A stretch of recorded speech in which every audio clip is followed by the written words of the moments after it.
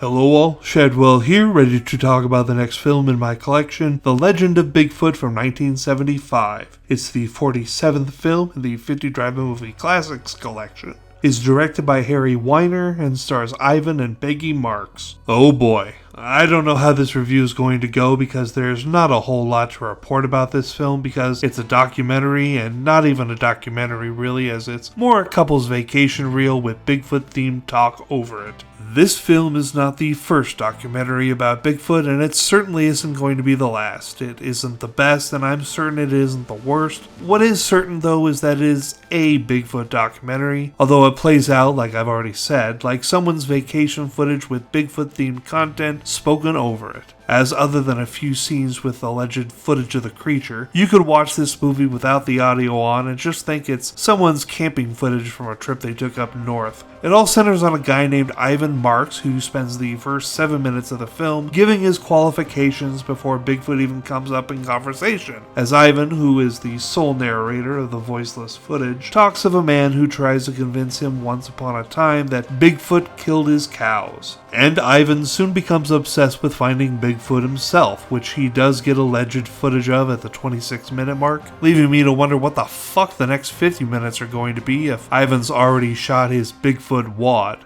Well, the answer is a trek up north to try and track down the elusive beast in a different elevation for reasons. I don't know, because in the end, it's just this guy narrating his vacation footage, and it all happens to be about Bigfoot. But worry not, because there are more Bigfoot sightings along the way in that last 15 minutes. Although it's really weird because we spend about 45 minutes following Ivan and his wife up north, only for them to go so far up north that he decides that he may have overshot Bigfoot territory, and he says he must go to Beaver Swamp, wherever the fuck that is, and there he just so happens to capture more footage of not one, but two Bigfoots. Big feet? Then the film ends on footage of yet another Bigfoot walking away from the camera.